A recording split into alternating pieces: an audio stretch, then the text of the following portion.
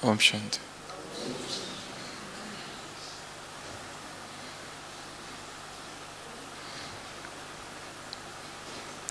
सूफी परंपरा में एक संत कवि हुए थे जिनका नाम था हाजी मोहम्मद।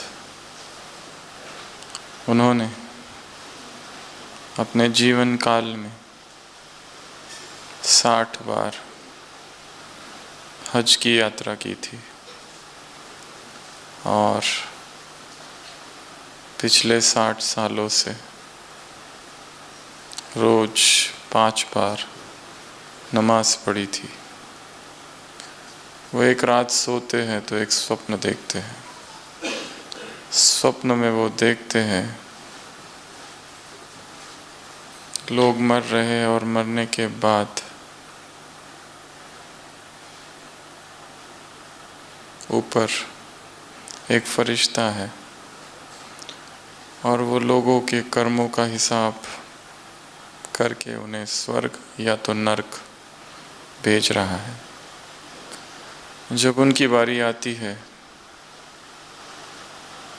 तो वो हाजी मोहम्मद देखता है। उनसे पूछा गया कि तुमने क्या किया, बताओ, कौन से पुण्य किए, कौन से पाप किए, क्या सत्कर्म किए, क्या विकर्म किए।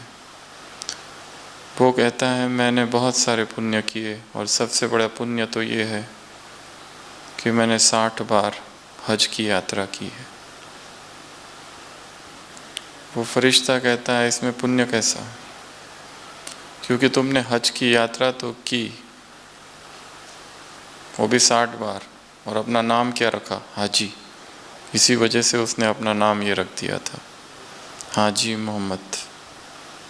तो जब जब तुम्हें लोग तुम्हारे नाम से पुकारेंगे या पुकारते थे, तुम्हारा पुण्य तो वहीं पूरा हो गया, क्योंकि तुमने प्रदर्शन किया। और कुछ किया है तुमने? फरिश्ता पूछता है। तब हाजी मोहम्मद कहते हैं पिछले 60 सालों में एक बार भी मैंने नमाज 5 बार की मिस नहीं की।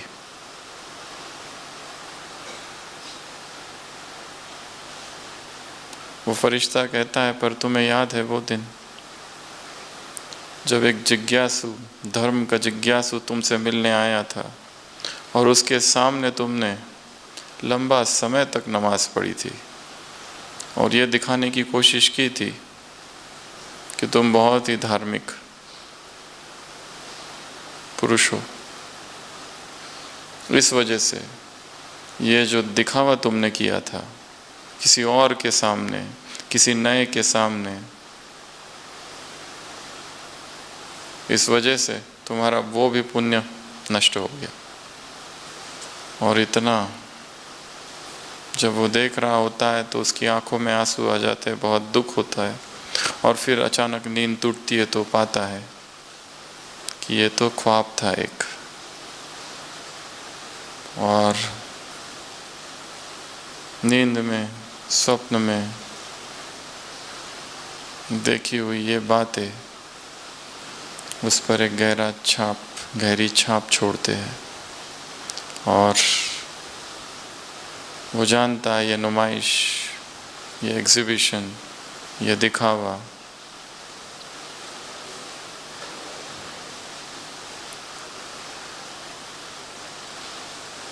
बहुत नुकसानकारक है।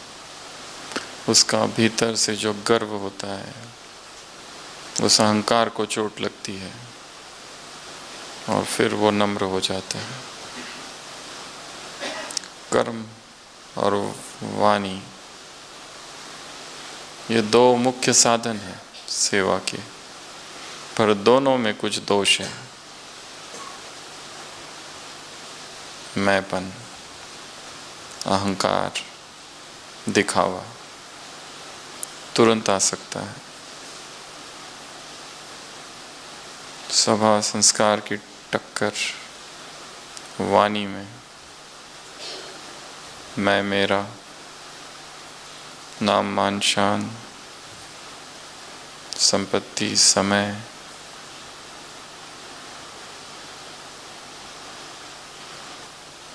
ये सब बातें हैं। और दो उत्कृष्ट साधन है सेवा की, वाणी से और कर्म से। परंतु आज की मुरली में एक सर्वोत्तम साधन, सर्वोत्कृष्ट साधन, the highest, the greatest tool of service की चर्चा है। और वो टूल कौन सा है? मनसा सेवा। मन से सेवा करो, वो भी कैसी? यथार्थ। और उसका भी क्या करो? चार्ट दो। और बाबा ये चार्ट अचानक पूछेगा। मन से किरणें फैलाना, शुभ भावना की, शुभकामनाओं की। समय तुम्हें पुकार रहा है, प्रकृति तुम्हें पुकार रही है। तीसरा, आत्माएं तुम्हें पुकार रही है। और चौथा, और कौन पुकार रहा है? गेट खोलने के लिए कौन पुकार रहा है? ब्रह्मा तुम्हें पुकार रहा है। प्रकृति पुकार रही है, हे प्रकृतिपति, सफाया करना है।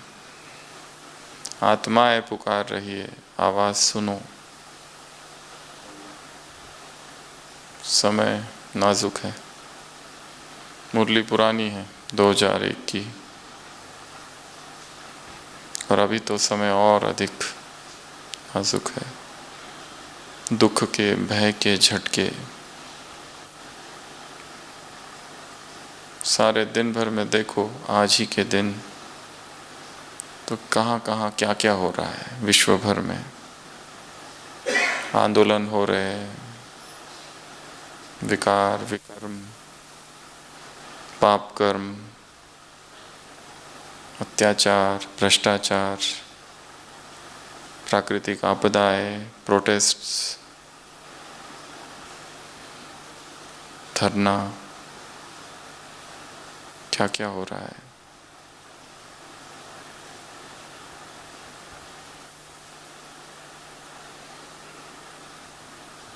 आत्माएं दुखी है। एक गीत को याद किया है बाबा ने। कौन सा गीत? एक बूंद के प्यासे, अमृत की एक बूंद, सुख शांति की उनको दो।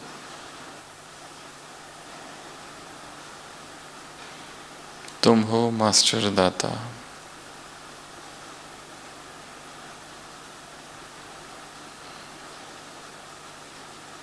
न बड़ा काम है, सब कर सकते हैं।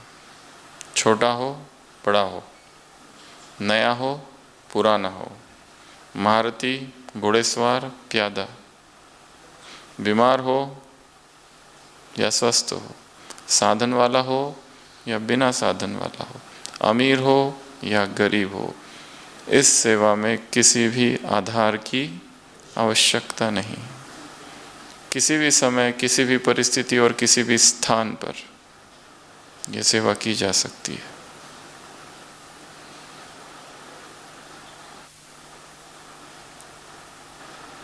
अब ये सेवा करो, इस सेवा का बैलेंस रखो वाणी की सेवा के साथ। वाचा की सेवा कुछ आत्माएं कर सकती है, परंतु आवश्यकता वर्तमान समय किसकी है? मनसा सेवा की।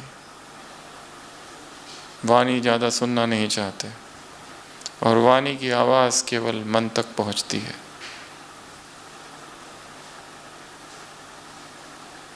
दुख तो भीतर है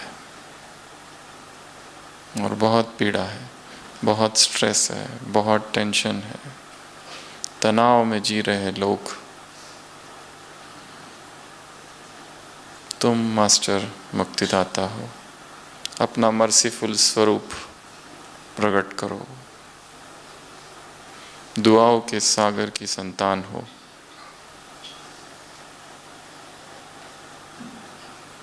और इसमें फ़ायदा भी बहुत है। कौन से फ़ायदे हैं? डबल। एक तो तुम्हारा अपना पुरुषार्थ, और दूसरा आत्माओं की दुआएं, और तीसरी बात और क्या होगा? आज की मुरली से, चिंतन से नहीं, आज की मुरली से। और क्या होगा इस सेवा से? इस सेवा में बिजी रह जाओगे तो क्या होगा? हद की बातें और हद के आकर्षण से स्वतः ही मुक्त हो जाओगे, और मेहनत से भी मुक्त हो जाओगे। जब लक्ष्य ही रखा है कि किरणें फैलानी है, सतत फैलानी है। मुरली में ड्रिल भी कराई है, 1 सेकंड में मनसा सेवा का अनुभव करो।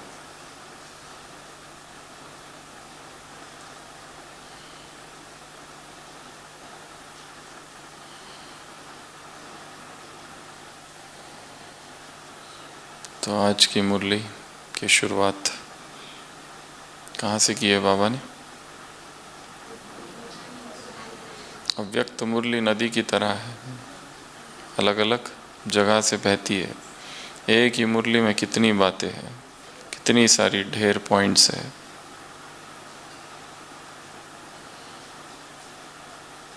किसको देख रहे हैं? रूहानियत, डिविनिटी। कौन से बच्चे हैं? रूहानी बच्चे।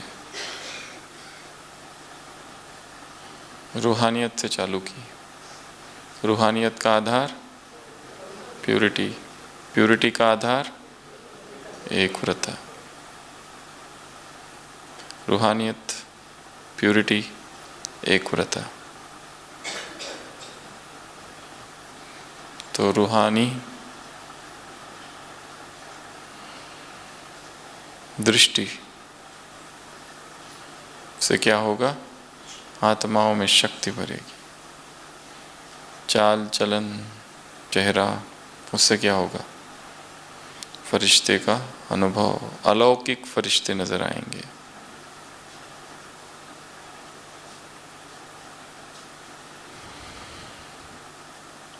मुस्कान से आत्मा को क्या मिलेगा? खुशी। तो तुम्हारे अलौकिक नयन, तुम्हारी अलौकिक मुस्कान, तुम्हारी अलौकिक चलन, चेहरा, ये सेवा के साधन बनेंगे। धरती पर क्या नजर आएंगे? जैसे कि अलौकिक फरिश्ते हैं। किसकी वजह से? रूहानियत की वजह से, डिविनिटी।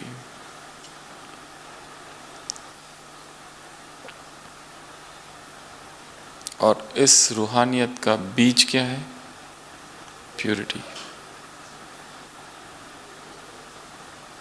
प्यूरिटी ही क्या है?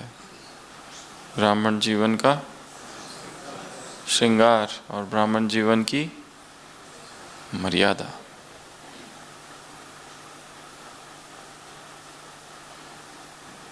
जितना संकल्प में, बोल में और कर्म में पवित्र, उतनी ही रूहानियत ज़्यादा। तो रूहानियत बढ़ानी है तो क्या बढ़ाना पड़ेगा? पवित्रता को बढ़ाना पड़ेगा। कई मुरलियों में बाबा ने कहा ये प्यूरिटी भी क्या है? तुम्हारा स्वभाव है, श्वास है, सहज स्वभाव है, धर्म है, कर्म है।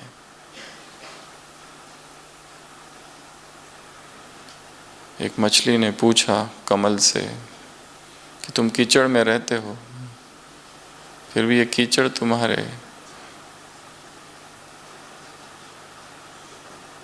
पंखुड़ियों को लगता नहीं, क्यों? क्या उत्तर है?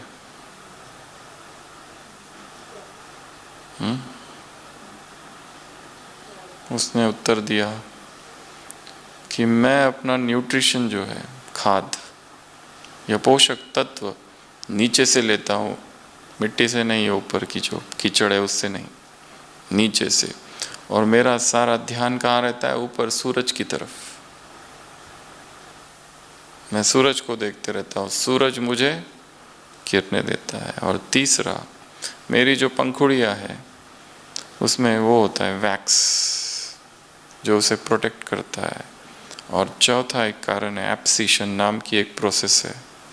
कमल एक ऐसा पौधा है कि जिसकी पंखुड़ियाँ झड़ती है, विल्टिंग, और फिर नई आती है, तो वो अपने आप को क्या करते रहता है? रिन्यू करते रहता है। अगर मैली हो भी गई तो वो सूख जाती है, हट जाती है। अंग्रेजी में उसे एप्सिशन नाम की एक प्रोसेस है कहा जाता है। वो रिन्यू करता है। तो पहला तो वो न्यूट्रिशन, वो पोषक तत्व गंदगी से नहीं लेता है, भीतर से लेता है, एक। दूसरा, उसका ध्यान किधर है? सूरज की तरफ। सूरज की किरणें उसका पोषण करती है, इसलिए वो सूरज की तरफ बढ़ता है। तीसरा, प्रकृति ने उसे प्रोटेक्शन दिया है, एक वैक्स लाइक स्ट्रक्चर। जो वैक्स, वो पंखुड़ियाँ जो होती है उस पर पानी जमने नहीं देता। और चौथा, रिन्यू, अपने आप को निरंतर चेंज करते रहता है, रिन्यू करते रहता है।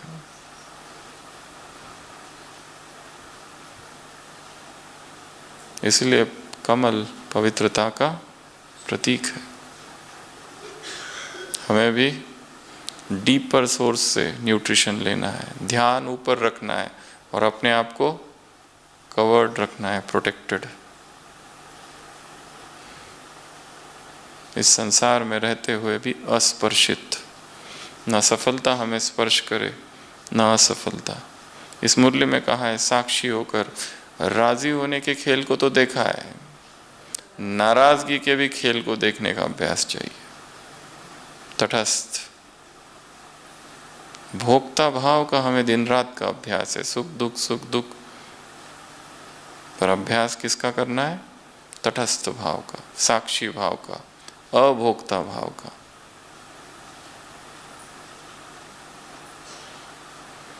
तो कौन हो तुम? रूहानी बच्चे। संकल्प, बोल और कर्म रूहानी।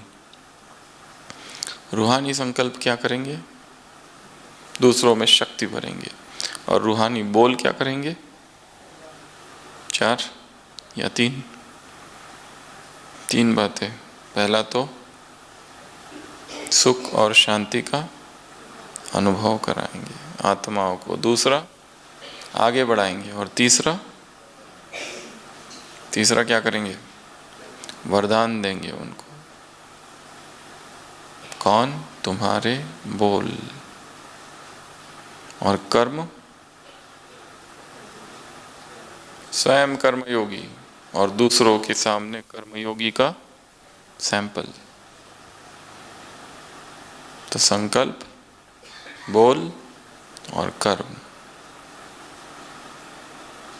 पर बाबा ने इसमें और एक चीज जोड़ी है प्यूरिटी के संबंध में। प्यूरिटी अर्थात केवल ब्रह्मचर्य नहीं,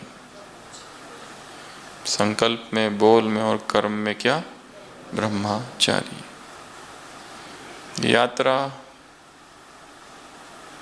काम विकार से ब्रह्मचर्य की ओर, ब्रह्मचर्य से प्यूरिटी, प्यूरिटी से संपूर्ण प्यूरिटी, ब्रह्मचारी। और फिर सतयुग में पावन देवताएं, निर्विकारी।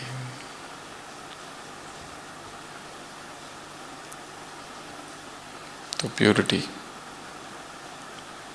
केवल ब्रह्मचर्य नहीं है, परंतु ब्रह्मचर्य उसका मूल आधार है, नींव है।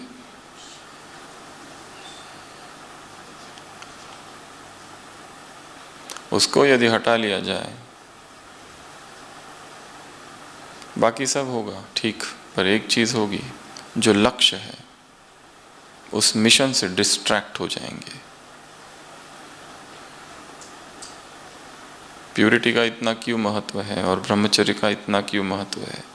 क्योंकि जैसे ही मन व्यक्तिगत इच्छाओं में भटकता है, पर्सनल डिजायर्स में, तो जो मिशन रखा है आंखों के सामने, जो लक्ष्य रखा है महान, उससे चेतना भटक जाती है। और सबसे अधिक भटकाने का काम ये काम विकार करता है। इसकी उत्तेजनाओं के आगे बाकी सब फीके है। इसलिए इतना बल दिया गया है प्यूरिटी पर।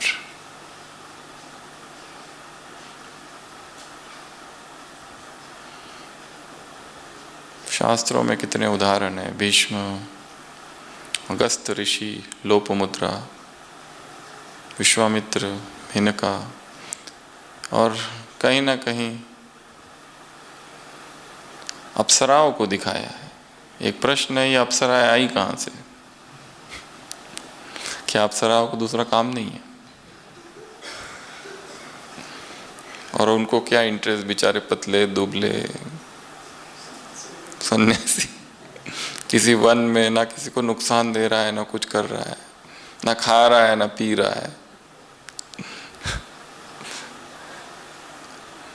ये कहानियां कहाँ से बनी, ये भी एक प्रश्न है। वास्तव में शायद ऐसी कोई अप्सराएं कभी थी ही नहीं। ये दमित मन जो है, जहाँ दमन किया हुआ है, उसी का ये प्रोजेक्शन है। बाहर कहीं थी ही नहीं, ना कभी है, भीतर ही है सब कुछ। इसलिए प्रेममयी ज्ञानमयी समझ, दमन से नहीं, दबाते हुए नहीं, उदात्तीकरण, सब्लिमेशन, चैनलाइज करना एनर्जी को हायर साइड, उसको एक लक्ष्य दे देना है।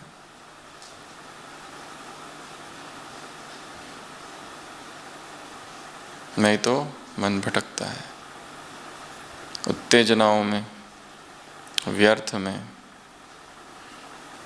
शरीर में, ऊर्जा के नाश में। और ये बहुत पावरफुल ऊर्जा है, जो अगर ऊपर बहे तो शक्ति का रूप धारण करती है और हमें एकाग्र रखती है। सबसे बड़ा दोष काम का वो है कि मन को वो बिखेर देता है, और सबसे बड़ा फायदा ब्रह्मचर्य का ये है कि मन उसमें एकाग्र हो जाता है। तो बाबा ने कहा प्यूरिटी अर्थात केवल ब्रह्मचर्य नहीं, उससे भी आगे क्या, बाप समान ब्रह्माचारी, संकल्प भी, कर्म भी, बोल भी। और फिर परसेंटेज पूछा कितना परसेंटेज है, कितना है, 75 है, 80 है, 90 है, 100 नहीं तो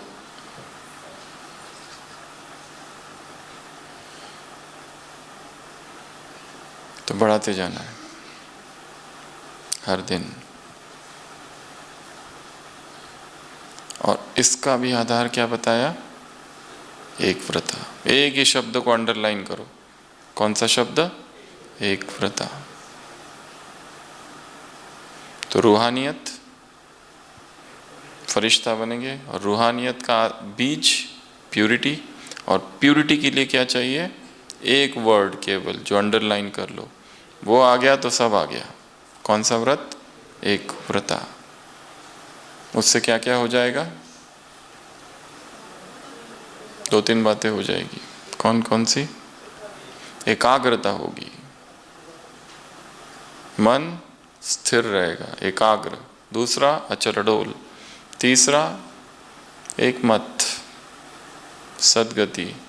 और चौथा एकरस स्थिति। स्थिति एकरस नहीं है, अर्थात एक व्रता नहीं। एक व्रता अर्थात एक ही सब कुछ। जो इतनी सारी भीड़ है उनको कम करना, हटाना, क्योंकि उनसे कुछ नहीं मिलने वाला।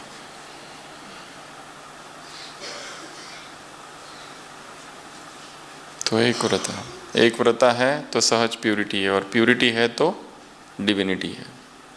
ये तीन बातें बताई। और फिर मुरली ने अपना रुख बदला। हे एक व्रता आत्माओं, आवाज सुनाई देती है। मुरली का टॉपिक कहाँ चेंज होता है उसके ऊपर ध्यान देना है। यहाँ तक ये चालू था और यहाँ से टर्न। समय की पुकार, प्रकृति की पुकार, आत्माओं की पुकार सुनाई देती है। मर्सीफुल स्वरूप। ये तो रिहर्सल थी, भुज का भूकंप हुआ है।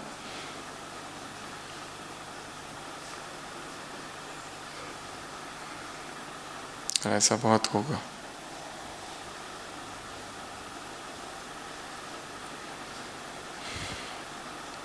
क्या करो? मनसा सेवा। और कैसी करो? यथार्थ। और उसका क्या दो? चार्ट।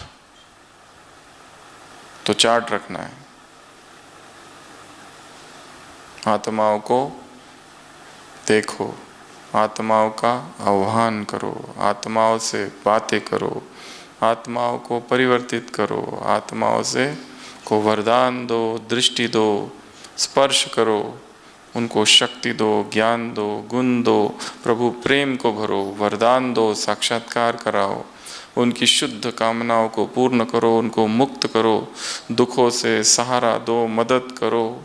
कितने काम करने हैं, ये सब अमृत वेला करना है। आत्माओं को इमर्ज करो। और सहज विधि अगर बाहर नहीं जाना है तो यहीं पर जो आत्माएं आ रही है, एक साथ मल्टीपल कॉन्फ्रेंसेस चल रही है, विंग्स के प्रोग्राम्स चल रहे हैं, ढेर सारी आत्माएं आ रही है। ऊपर जाओ शांतिवन के, जो नई नई आत्माएं आ रही है रोज, उनमें शक्ति भरो। आनंद सरोवर, मान सरोवर, मनमोहिनी कॉम्प्लेक्स, ज्ञान सरोवर, ढेर आ रही है। उनमें क्या भरनी है? शक्ति। आह्वान करो, उनको दुखों से लिबरेट करो, उनकी मदद करो, उनको सहारा दो, बाप से कनेक्शन जोड़ो, प्रभु प्रेम से उनको भर दो। कितने सारे काम हैं, ये काम करना है। और ये सब कर सकते हैं। बाबा ने कहा छोटा हो बड़ा हो, छोटों ने दौड़ लगाई, अब इसकी दौड़ लगाओ। टीचर्स ने रेस किसकी करनी है? अब मनसा सेवा की रेस करो, रेस करो, दौड़ लगाओ। होशियारी किस में दिखाओ? चालाक बहुत है बाबा ने कहा कोई कोई इधर। बाबा को चालाकी भी पता है, बहुत चालाक है, बहुत होशियार है, पर होशियार किस में बनना है? पर बाबा होशियारी बताएंगे नहीं, चालाकी जो करते हैं वो नहीं बताएंगे, और बताएंगे तो सोच विचार में चले जाएंगे, ऐसा क्यों, ऐसा क्यों। होशियार, होशियार मतलब तारीफ नहीं कर रहे हैं। हाँ बाबा, यहाँ ये वो वाला होशियार नहीं है, ये दूसरा वाला होशियार है, ज़्यादा स्मार्ट है, ऐसा कहते हैं ना, वो वाला स्मार्टनेस। तो होशियार किस में बनो? मनसा सेवा में। दौड़ किसकी लगाओ? मनसा सेवा की। रेस कौन सी करो? मनसा सेवा की। आत्माओं से रूरियान, आत्माओं से बातें करो, आत्माओं की बातें सुनो। उनके अंदर इतना दबा हुआ है, इतना दबा हुआ है, किसी को सुना नहीं पाते, किसी से कुछ कह नहीं पाते। हमारे ओपीडी में एक माता जी आए थे, क्रिश्चियन परिवार है, यहीं रहते हैं माउंट में। उनका बेटा, वो खुद ही इतनी बुजुर्ग है, उनका बेटा भी मतलब वही 90 के करीब है। वो ग्रैंडसन, बेटा नहीं, वो ग्रैंडसन बता रहा था कि ये माता जी तो है पर इसने इतना कुछ देखा है, 2 साल में उसके 3 बेटे चले गए। माता जी है अभी भी। कितनों की डेथ देख ली उसने घर परिवार में, वो ग्रैंडसन लेके आया था। She is such a strong lady, ऐसा कह रहा था वो। इतना कुछ देखा है उसने, इतना कुछ देखा है। तो संसार में आत्माओं के अंदर दुख है, बहुत दुख है, बहुत पीड़ा है। संघर्ष कर रहे, लॉ, कोर्ट केसेस, आज का ही अखबार खोलो तो कितनी बातें हैं उसमें, सब हो रहा है।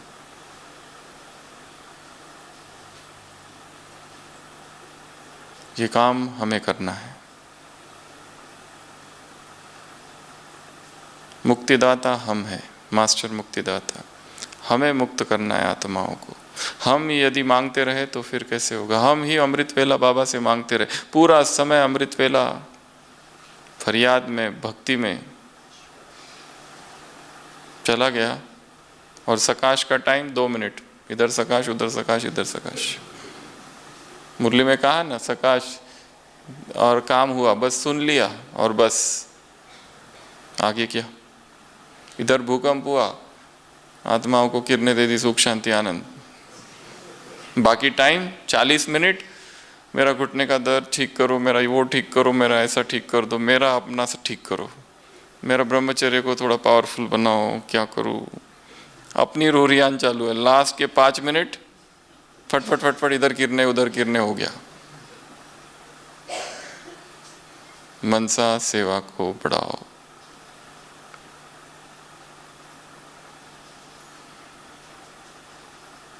आरती की थालियां फेंको और शंखनाद लो और शंख करो, शंखनाद करो शंख लेकर।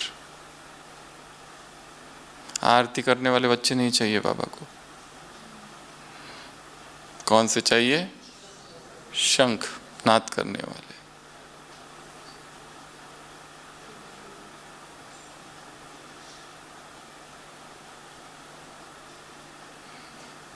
दूसरों के कल्याण में हमारा कल्याण है। तो ये एक पेंडिंग काम है। बाहर नहीं तो कम से कम मधुबन में ही जो आत्माएं आ रही है, रोज आत्माएं आ रही है, हजारों आ रही है, हजारों जा रही है, 3-4 दिन रहती है, चले जाती है।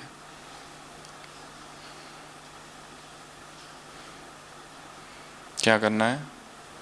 किरणें दो, सहारा दो, सकाश दो, शक्ति दो, शांति दो। मुरली में कहा है, सहारा दो, सकाश दो, शांति दो, अनुभव कराओ। तो मनसा सेवा, ये काम बाकी है। मधुबन वालों से मुलाकात, सबको उठाया, चार्ट पूछा, टीचर्स, पांडव, मधुबन वाले, पहली लाइन वाले, दूसरी लाइन वाले, उठो उठो उठो, दुआएं दो और दुआएं लो। और कोई बद्दुआ दे तो, और 100 जने अगर नाराज करे तो क्या करेंगे? अगर कोई कमेंट्स करे तो, ट्रोल करे तो, अपोजिशन करे तो, इंसल्ट करे तो, विरोध करे तो, टांग खींचे तो, गाली दे तो, अपमान करे तो क्या करोगे? और करने वाले अगर बाहर वाले ना हो, अंदर वाले ही हो तो, और कर उसके लिए रहे, हमारी अच्छाई के लिए कर रहे तो, और तीव्र पुरुषार्थ हम कर रहे इसलिए कर रहे तो क्या करेंगे? ग्लानि हमेशा, निंदा हमेशा बुरी चीजों के लिए नहीं होती है। अच्छी चीज कर रहे हैं, तीव्र पुरुषार्थ कर रहे हैं, तीव्र पुरुषार्थ के लिए हुई ग्लानि, उसका क्या करें? कुछ नहीं करो, उसको समझो ये तो बहुत अच्छा है, कॉम्प्लीमेंट है। बाबा ने कहा कोई भी हो, कैसा भी हो, तुम अपने आप को क्या करो? साक्षी होकर देखो, नाराज नहीं करो, राजी रहना है। ये सब होगा, पहले ही बता दिया है। ये सब परीक्षाएं हैं, पेपर्स है, कितने पानी में हो देखने के लिए। और ये सब होगा, और ये सब बातें आएगी, बातें आएगी, बातें जाएगी। इसलिए सत्य का मार्ग कठिन है, और सच्चाई के मार्ग में दुश्मनों की कमी नहीं है। इसलिए आगे बढ़ते रहना है, अध्ययन करते रहना है, पुरुषार्थ करते रहना है, इतने विशाल समुद्र में चेतना एक छोटा सा ज्योति कण, और ज्ञान इतना विशाल है, कैसे उसको आत्मसात करे। इस एक ही मुरली में इतनी बातें हैं, और ऐसी इतनी सारी ढेर मुरलियाँ कैसे समझ पाएगी ये मूर्ख मन, ये भोगी मन जो विकारों में डूबा हुआ है। परंतु विनम्रता के साथ, आशा के साथ, निष्ठा के साथ, विश्वास के साथ आगे बढ़ते जाना है, बढ़ते जाना है, बढ़ते जाना है। हारना नहीं है। धर्म युद्ध है, और धर्म युद्ध में दो ही परिणाम है, एक तो विजय या फिर वीरगति।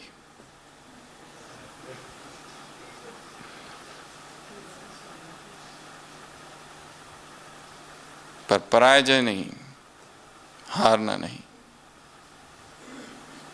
इसलिए कुछ भी हो जाए, चाहे बद्दुआएं दे, कुछ तो हमें एक ही संकल्प, एक ही व्रत रखना है। कौन सा?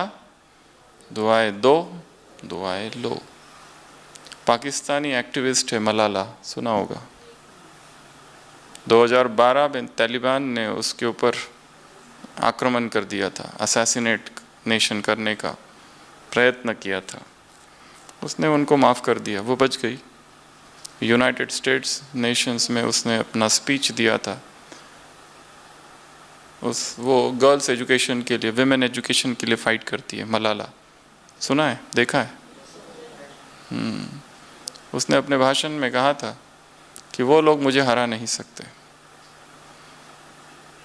वो लोग मुझे रोक नहीं सकते मैं जो कार्य कर रही हूँ उसके लिए। और उनको लगा कि मैं दुर्बल हो जाऊंगी, भयभीत हो जाऊंगी, पर इस वार के बाद, इस आक्रमण के बाद मैं और शक्तिशाली हो गई। भय मेरे अंदर का खत्म हो गया है अब। और बाद में वो जो एक टेररिस्ट थे जिन्होंने आक्रमण किया था, वो तालिबान टेररिस्ट, उसने एक एपोलॉजी लेटर भी सबमिट किया था बाद में, पर उसने क्षमा कर दिया। चाहे कोई भी हो, चाहे कैसा भी हो, दुआएं दो, दुआएं लो।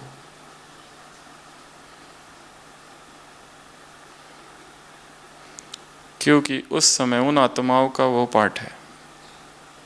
और जो आत्मा निंदा कर रही है, अपमान कर रही है, कमेंट्स कर रही है, विरोध कर रही है, इंसल्ट कर रही है, ग्लानि कर रही है, गालियां दे रही है, वो आत्मा एक्चुअली दुख में है, दर्द में है। और वो गिरा हमें नहीं रही है, खुद को रही है। वो परवश है, वशीभूत है, उसका अपना ही स्वभाव, अपना ही संस्कार दुश्मन बना हुआ है। इसलिए उस समय क्या चाहिए? मर्सीफुल, रहम भाव, अपने आप को ऊंचा रखना है। नहीं तो हम दुखी हो जाएंगे। तो मधुबन निवासियों से मुलाकात, क्या कहा? एक ही दृढ़ संकल्प, दुआएं लो, दुआएं दो।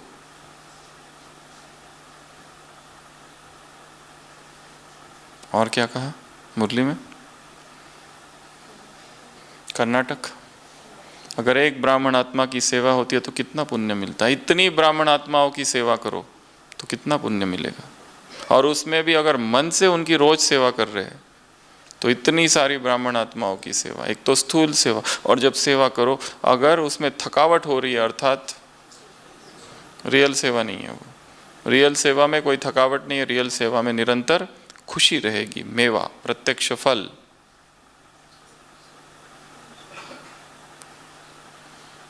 इसलिए अपनी सेवाओं को भी निष्काम और निस्वार्थ करते जाओ।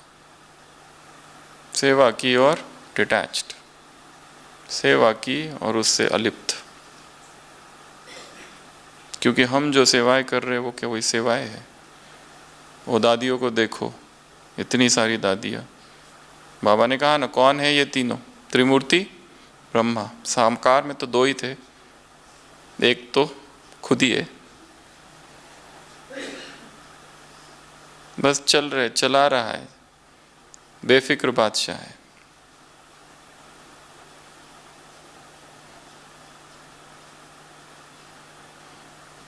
तो और क्या कहा दादियों से? तबीयत, तबीयत के भी नॉलेजफुल, अपने शरीर को समझना है, शरीर की प्रवृत्ति को समझना है, अपने नींद को समझना है, अपने भोजन को समझना है, शरीर की क्षमताओं को समझना है। ये भी स्टडी है, ये भी, इसको जब तक नहीं समझेंगे कुछ ना कुछ गड़बड़ होती रहेगी। और टीचर से मुलाकात की कर्नाटक के, क्या कहा उनको? कोर्स कराने के समय मैं मनसा सेवा में बिजी हूँ, कर्म योग का समय है, मैं क्या कर रही हूँ? मनसा सेवा। ये काम मुझे मत बताओ। इंग्लिश में एक वाक्य है, spiritual contemplation should not be made an excuse for material negligence. अध्यात्म को एक्सप्लॉइट नहीं करना है, यहाँ की बातों को, मटीरियल निग्लिजेंस जो है, जो लौकिक में जो निग्लिजेंस हो रहा है, उसका ये टूल नहीं बनाना है, उसका ये आधार नहीं बनाना है। सेवा करो, मैं क्या कर रही हूँ? मनसा सेवा। कोर्स कराना है, मैं क्या कर रही हूँ? मनसा सेवा। बाबा ने क्या कहा? बैलेंस। बैलेंस है तो ही ब्लेसिंग है। यहाँ कितनी सारी चीज़ें देखनी है, शरीर को भी देखना है, शरीर को भी स्वस्थ रखना है, उसकी नींद का भी देखना है, उसके भोजन का भी देखना है, उसकी जो सेवाएं है वो भी देखनी है। वाचा की सेवा, कर्मणा की सेवा, मनसा की सेवा, और उसमें ये सारे जो मन बहाने बनाता है वो नहीं। तो बैलेंस की भी बात की। और एक बात की, एवर रेडी, शरीर छोड़ के जाने में एवर रेडी नहीं, बाप समान बनने में एवर रेडी। उदाहरण दिया एक बाप और बच्चे का। कोई बच्चे अपने बाप जैसे दिखते हैं, तो बाप समान बनने में, उसमें एवर रेडी, वो यहाँ बनो। तो पूरी मुरली अगर हम देखें तो छोटी छोटी बातें हैं। रूहानियत से चालू किया, आधार प्यूरिटी। अपनी प्यूरिटी की इस प्रतिज्ञा को रोज रोज रिवाइज करते रहना है, अमृत वेला। क्योंकि अगर हम रिवाइज नहीं करेंगे, स्मृति का जल नहीं डालेंगे, तो वो विस्मृत हो जाएगी और कहीं ना कहीं आकर्षण होगा। और इतना महान लक्ष्य है। चंद्रगुप्त चाणक्य से पूछता है, क्या मैं किसी से प्रेम करूं? क्या प्रेम अच्छी बात नहीं है? उसे प्रेम हो गया है धनानंद की ही बेटी से, जो दुश्मन है उसकी ही बेटी से। चंद्रगुप्त पूछता है, क्या ये प्रेम खराब चीज है? इसे खराब चीज नहीं, बहुत अच्छी चीज है, पर उसके लिए नहीं जिसे अखंड भारत का सम्राट बनना है। हाँ, किसी पदाति सैनिक के लिए वो ठीक है, किसान के लिए ठीक है, कोई छोटा मोटा कारीगर है उसके लिए ठीक है, पर जिसे सम्राट बनना है, जिसे महान बनना है, उसके लिए ये विष है। क्योंकि ये क्या करता है? डिस्ट्रैक्शन लाता है, भटकाता है मन को, एकाग्रता को भंग कर देता है।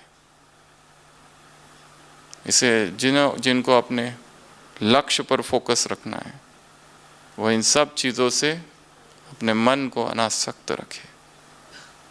तो प्यूरिटी, रूहानियत, प्यूरिटी, एकव्रता, एक ही, उसी में एक स्थिति है, उसी में एक मत है, उसी में सद्गति है, उसी में अचोलडोल अवस्था है। तीसरी, संसार की आत्माओं की। चौथी बात, पुकार। वो पुकार भी तब सुनाई देंगी जब हमारी अपनी पुकारें थोड़ी सी कम हो जाएगी। हम अपने लिए ही दुखी है, मेरा नाम, मेरा मान, मेरा शान, मेरी शान।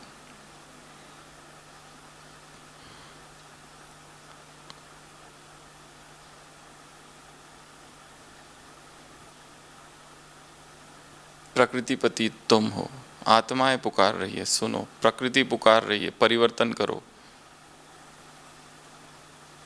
ब्रह्मा पुकार रहा है, गेट खोलना है। समय पुकार। और फिर मुख्य मुरली किस पर है? मनसा सेवा। ड्रिल भी कराई, 1 सेकंड में। तो कल सुबह अमृत वेला या रोज अमृत वेला, सुबह और शाम 2 समय संसार की आत्माओं को सकाश, प्रकृति के तत्वों को सकाश, ये 2 मुख्य काम करने हैं। आत्माओं को इमर्ज करो, देखो, बात करो, वरदान दो, साक्षात्कार कराओ। और ये सब करने के लिए क्या चाहिए? डिटैचमेंट। ये सब करने के लिए चाहिए वैराग्य। बिना वैराग्य के सकाश देने की सेवा नहीं हो सकती। नहीं तो हम केवल उनको ही सकाश देने में लगे रहेंगे जो हमारे अपने हैं और जिनसे हम कुछ चाहते हैं। जिसने पैसे लिए हैं, बाबा ये पैसे दे दे, पूरा सकाश उसी को दे रहे हैं।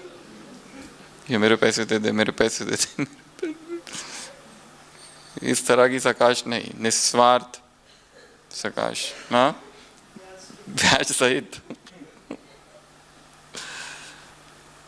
जो भी आए सब आत्माओं का कल्याण। और एक मंत्र कौन सा दिया आज, व्रत कौन सा दिया? दुआएं, जो पिछले संडे भी बाबा ने कहा था।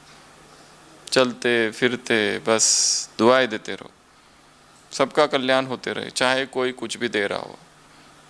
हमें अपने आप को ऊंचा रखना है। खुद प्रभावित अगर हो गए तो हम कुछ नहीं कर पाएंगे, फिर उसके वाइब्रेशंस और हमारे वाइब्रेशन सेम हो जाएंगे। हमें अपने वाइब्रेशंस को ऊंचा रखना है और ये सब होगा यहाँ, ये सारी बातें होगी, क्योंकि जन्म जन्म से हमारी कितनी आत्माओं के साथ हिसाब है, वो सब इसी परिवार में इर्द गिर्द आ जाएंगे।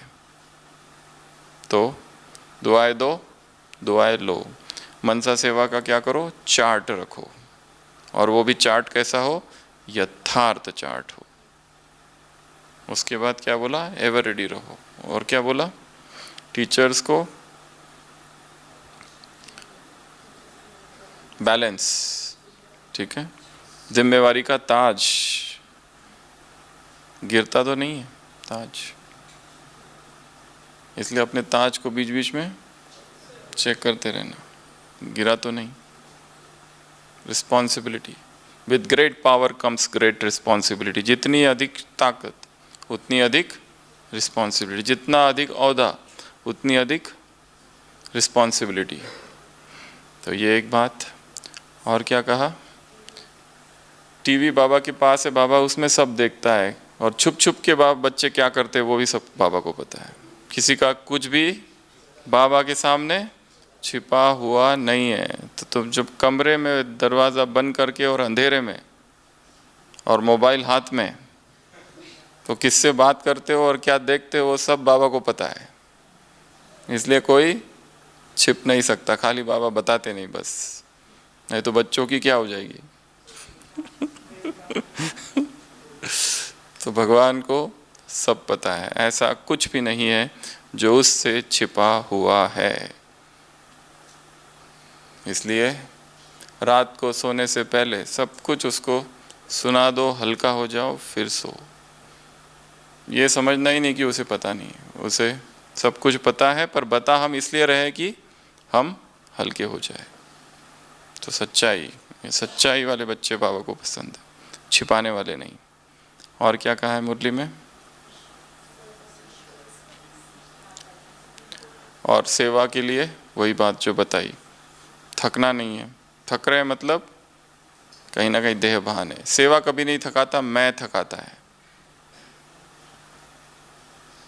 और दादियों से मुलाकात, अपनी तबीयत का भी नॉलेजफुल, और दादियाँ चल रही है, कौन चला रहा है? बाबा। वही अनुभव हमें भी करना है। कितनों सब ने दादियों को देखा है स्टेज पर, जब दादियाँ रहती थी, अव्यक्त बाप दादा मिलन होता था, तो कैसा एक माहौल स्टेज पर बनता था। चाहे कोई भी उनको देखता था, बहुत खुशी होती थी देखकर। आपस में जो बाप दादा और दादियाँ रूरियान करते थे, एक अलौकिक अनुभव, एक अलौकिक आनंद था वो। तो वो भी समय अब बीत गया। नए नए दृश्य खुलते जा रहे हैं ड्रामा के, और आगे क्या खुलेंगे पता नहीं। स्लोगन, वरदान, संघ, ईश्वरीय संघ, बैलेंस, ब्लेसिंग, ईश्वरीय संघ। ये संघ अगर है तो बाकी सब संघ से क्या हो जाएगा? मुक्ति। इस समय हम किसका संग कर रहे हैं? और प्रसन्न चित्त कौन रह सकेगा? बुराई को अच्छाई में, निगेटिव को पॉजिटिव में। निगेटिव जो भी आ रहा हो, पर हमें परिवर्तन किस में करना है? अच्छाई में करना है। चाहे दुश्मन चारों तरफ हो, दसों दिशाओं में हो। वो दिखाते हैं ना, राजा निमि, अयोध्या का राजा निमि, वो जो शत्रु होता है, जिस युद्ध में हो जाता है राम के जन्म से पहले, वो चारों तरफ से उसको घेर लेता है आकाश में, और वो उसको नाश कर देता है।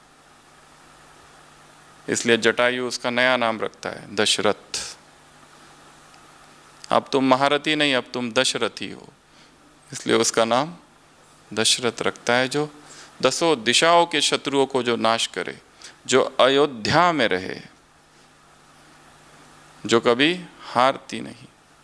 ऐसी अयोध्या हमारे भीतर ही हो, और हम ही वो महारथी, दशरथी, जो भी नाम कहो, शक्तिशाली, पराजित न होने वाले हम हैं। ऐसे कैसे? दशरथ ऐसे मर्सीफुल आत्माओं को, ऐसे प्रकृति जीत आत्माओं को, प्रकृतिपति आत्माओं को, ऐसे दृढ़ संकल्प वाली आत्माओं को, व्रत लेने वाली आत्माओं को, ऐसे रूहानी आत्माओं को, अलौकिक फरिश्तों को, ऐसे पवित्र आत्माओं को, प्यूरिटी जिन्होंने धारण की है संकल्प में, बोल और कर्म में, ऐसे ब्रह्मचारी संकल्प, बोल और कर्म में, ऐसी आत्माओं को, ऐसे मनसा सेवाधारी आत्माओं को, ऐसे बैलेंस रखने वाली आत्माओं को, ऐसे ब्लेसिंग प्राप्त करने वाली आत्माओं को, ऐसे एवर रेडी आत्माओं को, ऐसे दुआएं देने वाली और दुआएं लेने वाली आत्माओं को, ऐसे राजी रहने वाली आत्माओं को, और 10 जने भी नाराज करे तो भी, एक ही जन नाराज करते तो 10 दिन लगते निकलने को और कोई कोई तो जब तक मधुबन नहीं आते तब तक निकलते ही नहीं, चाहे 10 साल ही लग जाए। फिर उधर संसार में बाहर निकलने का टाइम ज़्यादा है, मधुबन में थोड़ा कम है।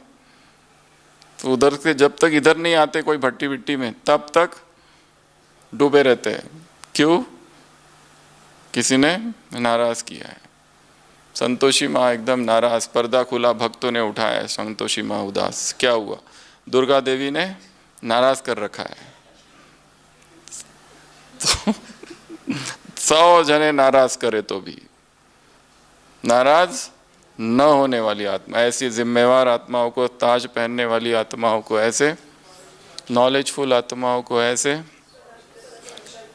संकल्प मात्र भी पवित्रता खंडित ना हो, केवल ब्रह्मचर्य नहीं परंतु संपूर्ण पवित्रता, ऐसे साक्षी आत्माओं को, नाराजगी का, राजी होने का और नाराजगी दोनों खेल को साक्षी होकर देखने वाली आत्माओं को, क्योंकि ये सब बीत जाएगा, कुछ भी परमानेंट नहीं है यहाँ।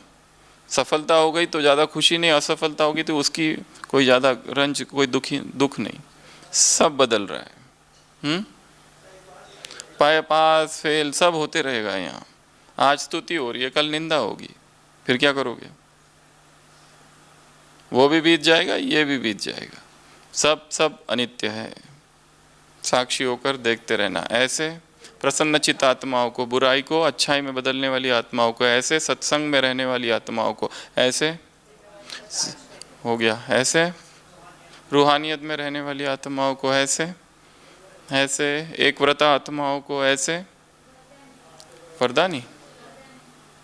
वरदानी बोल आत्माओं में, अपने बोल से शक्ति भरने वाली, आगे बढ़ाने वाली, वरदान देने वाली आत्माओं को, संकल्प से शक्ति भरने वाली आत्माओं को, ऐसे कर्मयोगी स्वतः और दूसरों के सामने कर्मयोगी का सैंपल बनने वाली आत्माओं को।